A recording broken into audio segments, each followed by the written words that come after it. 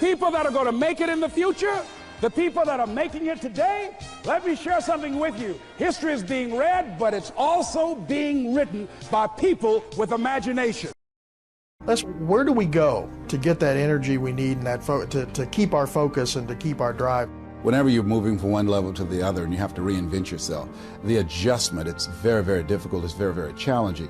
And I think that you need to begin to remind yourself of your why. You know, Nietzsche said, if you know the why for living, if you know why you're doing something, it will empower you to endure anything that you're going through. When you're working in corporations, you're working in financial services, it's a very competitive area. It's very, very dynamic. This is the era that Peter Drucker calls the era of the 3 C's: accelerated change, overwhelming complexity, and tremendous competition. And so people are tensed and very, very stressed out. So how do you deal with that? And knowing why you do what it is that you do. The name of the game right now is perceptual and psychological. It's the mental adjustments that we must make in the midst of the difficulties.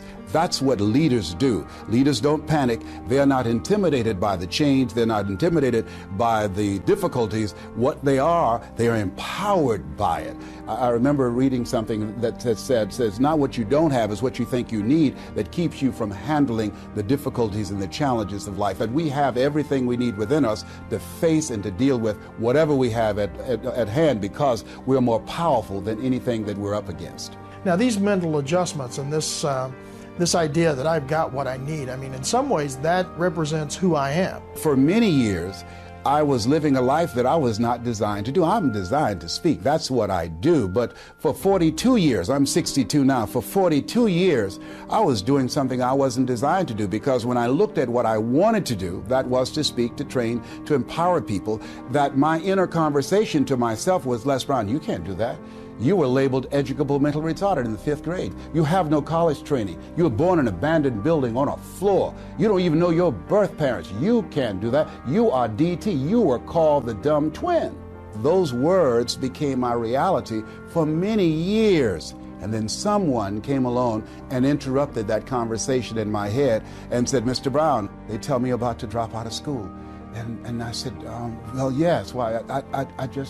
I can't, I'm not smart like my brother. And I'll never forget when we first met, I was in his class waiting on another student, and he came in and said, young man, go to this board and work this problem out for me. I said, sir, I can't do that. I'm not one of your students. He said, it doesn't matter. Follow my directions anyhow. And I said, I can't, sir. And he said, why? I said, sir, because I'm educable mental retarded. He said, don't you ever say that again. Someone's opinion of you does not have to become your reality.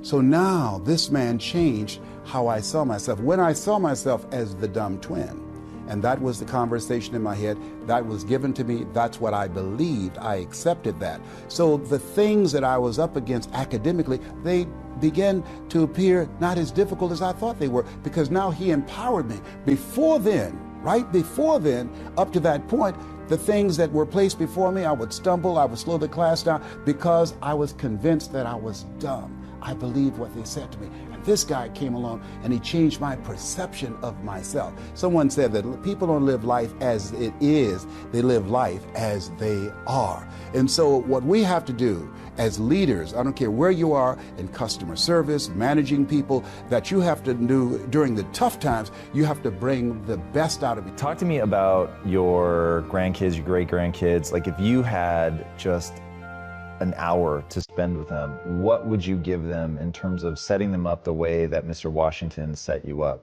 Like, what are those core principles that you think are most impactful? One, get to know yourself. That I believe that we're taught, be ye not conformed to this world, be ye transformed by the renewing of your mind, is because... What does that mean? Like, that sounds slick as hell, but I don't actually understand. I know it. What it means is that don't live the life that has been given you.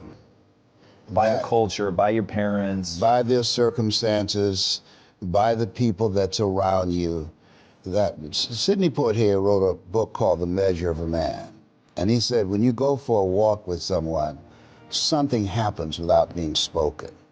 He said, either you adjust to their pace or they adjust to your pace. Whose pace have you adjusted to?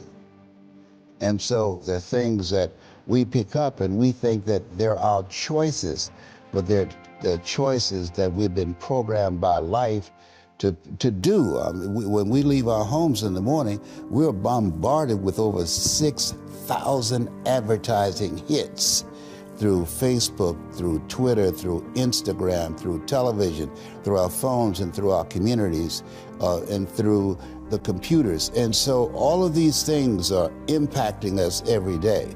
So if you don't have a program for your mind, then your mind is going to be programmed, and you'll find yourself doing things that you did not know, and that they affected you, that they, through marketing techniques and strategies, that they will create a thirst within you. I came up in an era that said if you built the best mousetrap, the world will be the path to your door. But if you know marketing, people will sleep outside your store to buy a telephone they've never touched or seen. But because of the marketing, they said, I got to have that. And when they get it, it's a smartphone, but they're a dummy because they don't know how to work it. And that is me. I got a smartphone, but all I can do is do text messages on it. Hey, that's already pretty good. All right, so we've got our grandkids in a room. We tell them, don't be programmed by the culture. You got to figure out who you are. You got to get to know yourself. You want to spend time reading. Reading is very important. Give me some powerful books. One of the books I enjoy is by my mentor, Mike Williams. He saw this LesBrown before I saw him. I was a disc jockey at WVKO radio station in Columbus, Ohio.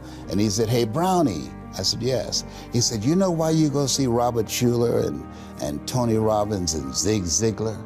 I said, because I like their message. He says, no. He said, that's who you are, man. You can do that.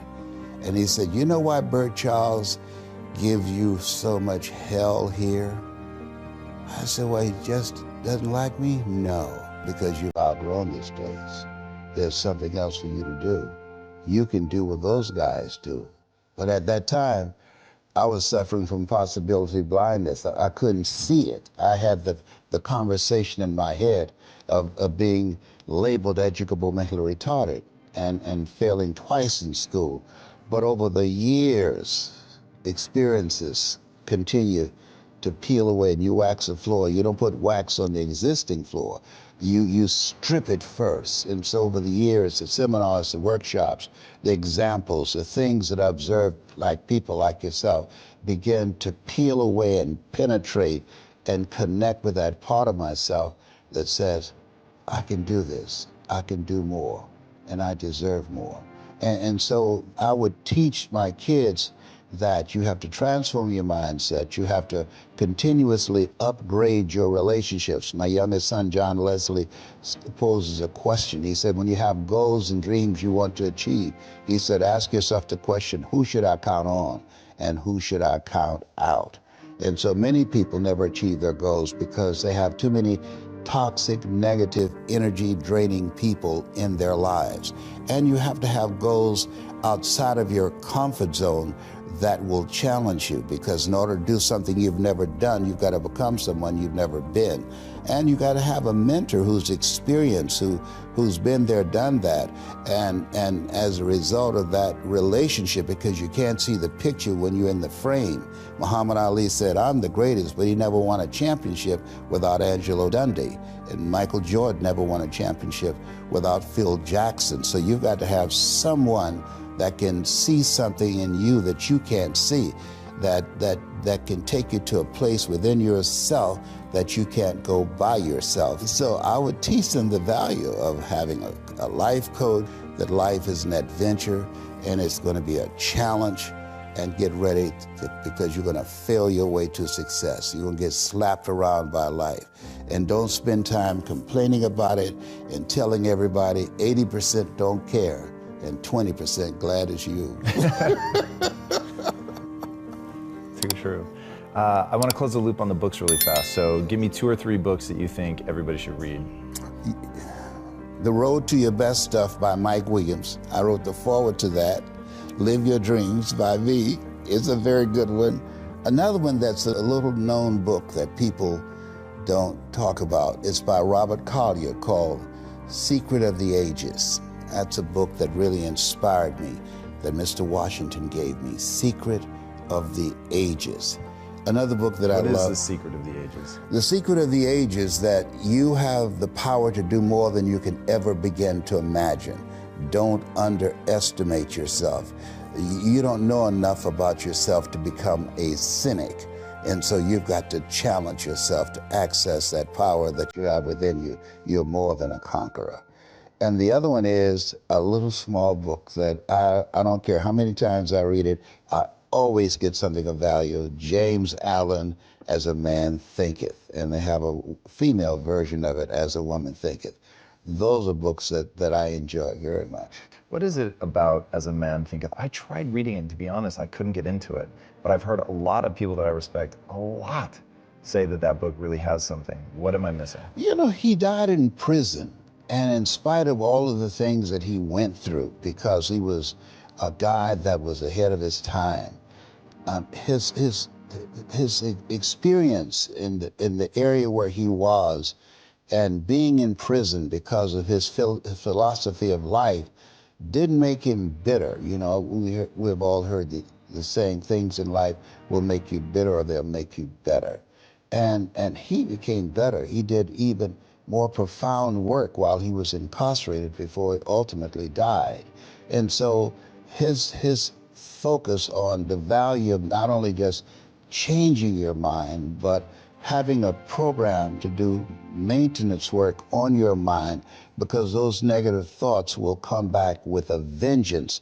Once you stop the ritual of whatever you're doing, that will hold those negative thoughts in check. Negative thoughts are like weeds. You can't kill weeds. You can hold them down for a minute, but once you stop doing the things to overpower those negative thoughts, because we've been taught to dislike ourselves, that if I said to you, Tom, you can't do this show, you just don't have what it takes. You have a face that only a mother could love, Tom. You can't do this. Then MIT did this study, and somebody else has to come along and say, Tom, don't pay any attention. You can do it, Tom. You can do this. Don't listen to him. You can do this. Listen to me, Linda. You can do this. 17 times to neutralize that one time.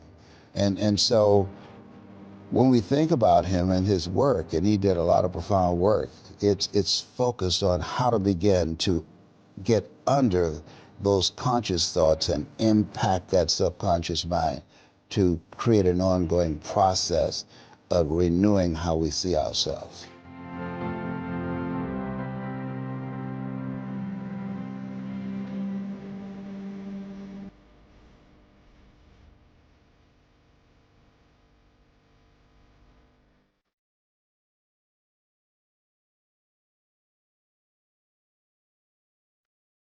People that are going to make it in the future, the people that are making it today, let me share something with you. History is being read, but it's also being written by people with imagination.